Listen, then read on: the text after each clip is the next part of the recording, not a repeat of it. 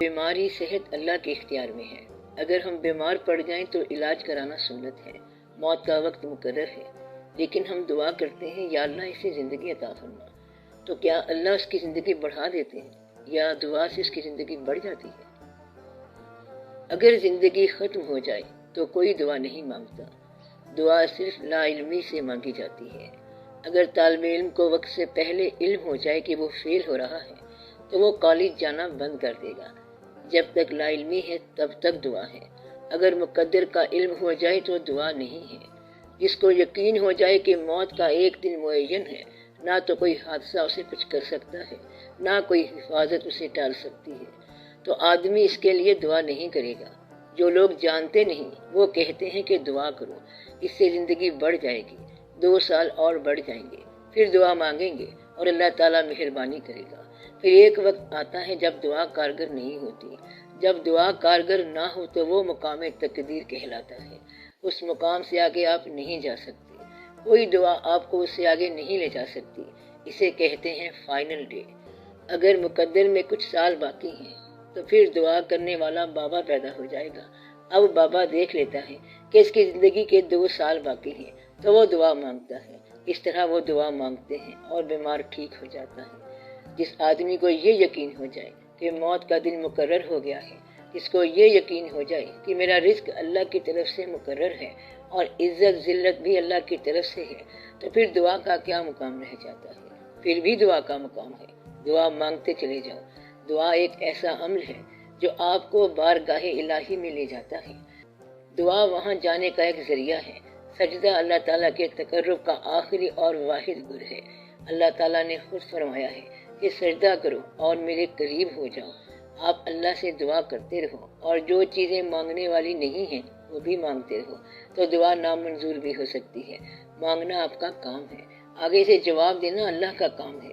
اتنی گفتگو جو ہے آپ کے لیے بڑا انعام ہے۔ آپ بس مانگتے چلے جاؤ۔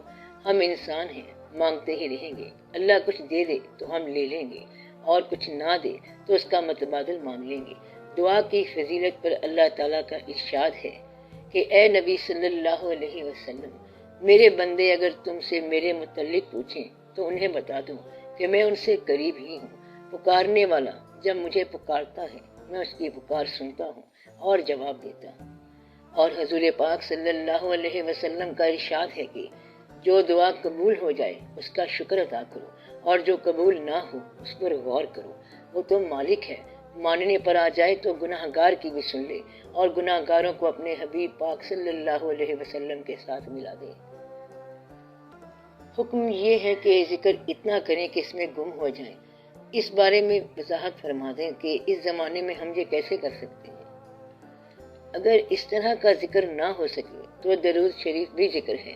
سب سے ضروری ذکر نماز ہے، سجدہ بھی ذکر ہے، اللہ کی کائنات میں تفکر کرنا بھی ذکر ہے، ماں باپ کی خدمت کرنا بھی ذکر ہے، زندگی سے گلا شکوہ نکال دینا بھی ذکر ہے۔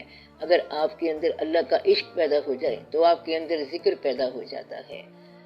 منم محوے خیالے او نمی دانم کجا رفتم، شدم غر کے وسالے او نمی دانم کجا رفتم۔ انسان اللہ کے خیال میں غرق ہو جاتا ہے۔ کوئی اس سے پوچھتا ہے تمہارا نام کیا ہے تو وہ کہتا ہے کس کا نام؟ تو یہ واقعہ ہو سکتا ہے۔ ذکر کا ایک مقام یہ بھی ہے کہ جہاں اللہ کے علاوہ کوئی شے رہتی ہی نہیں اسے ہو کا ویرانہ کہتے ہیں، ہر طرح ہو جاتی ہے۔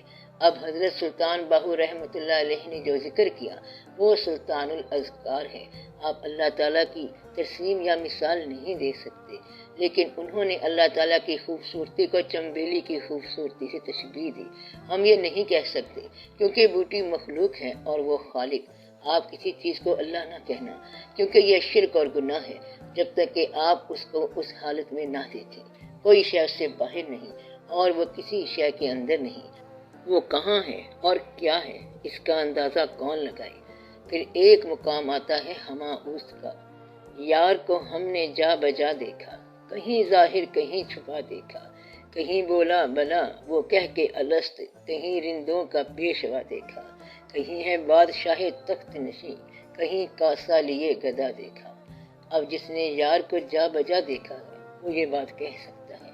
آپ یہ بات نہ کہنا، یہ آپ کا مشاہدہ نہیں ہے، اگر مشاہدہ ہو جائے تو ایک وقت ایسا آ جائے گا کہ سارے چہرے ایک ہی چہرہ بن جائیں گے۔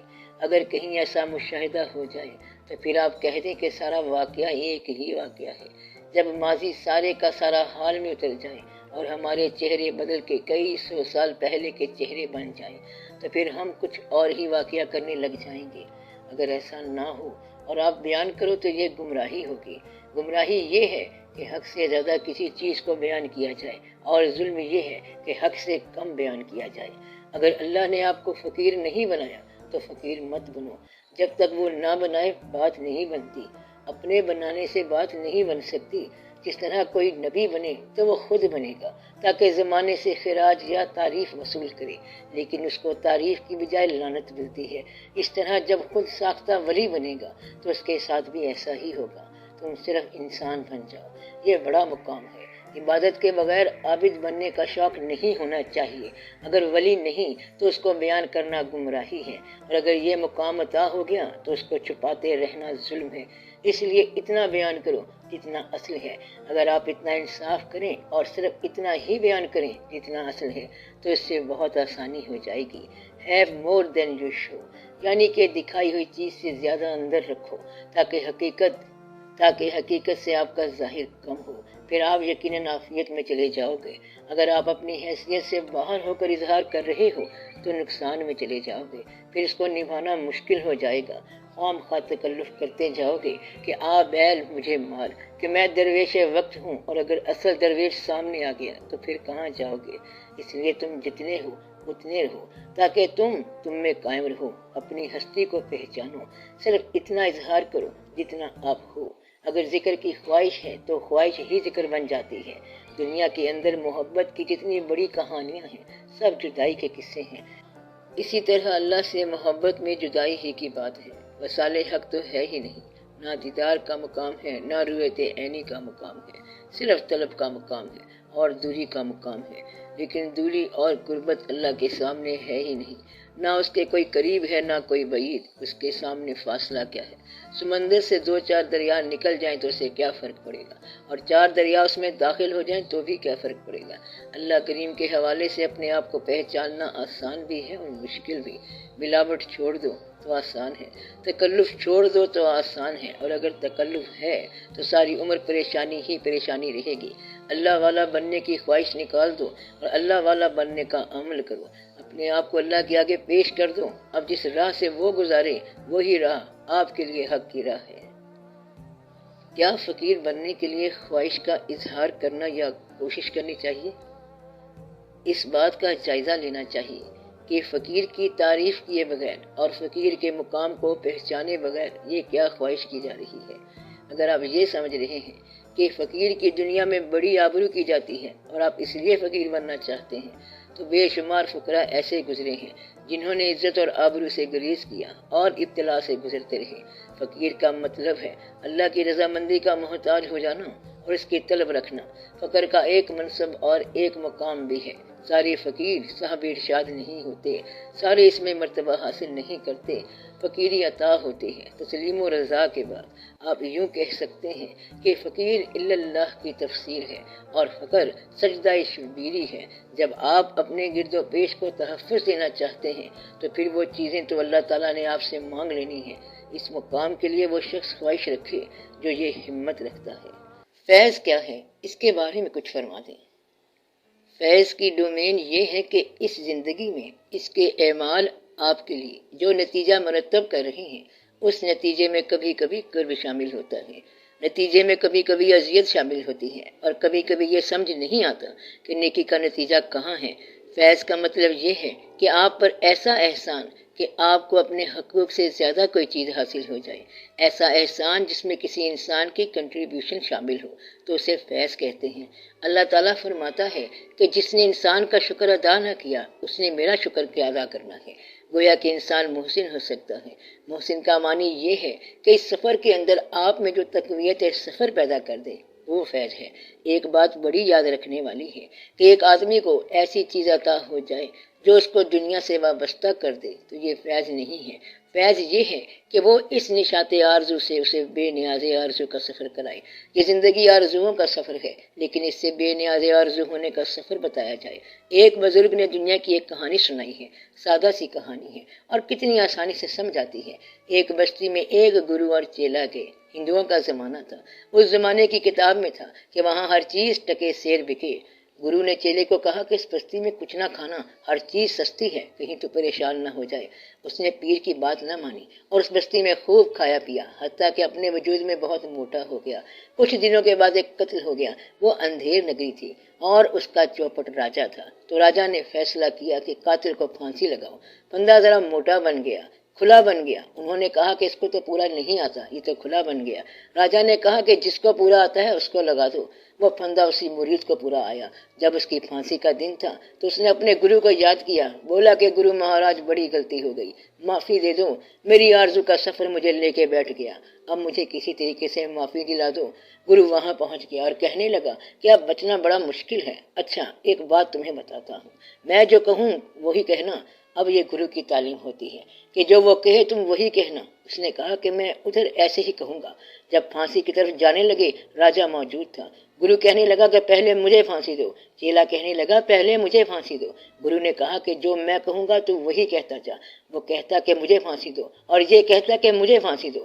راجا بڑا حیران پریشان تھا کہ بات کیا ہے۔ گرو نے کہا کہ آج خاص وقت ہے، جو اس وقت پھانسی لگے گا وہ سیدھا جنت میں جائے گا۔ راجا کہتا ہے کہ پھر مجھے موقع دو، یہ ہے اندھیر نگری کا کام۔ اس کے اندر بڑا ہی غور کرنا چاہیے کہ آرزو جو ہے اسے نجات کی راہ ملنی چاہیے، ورنہ آرزو تباہ کر دیتی ہے۔ اپنے آپ کو بے آرزو کر دو، کیونکہ آپ نے بے آرزو ہو کر زندگی کو ختم کرنا ہے۔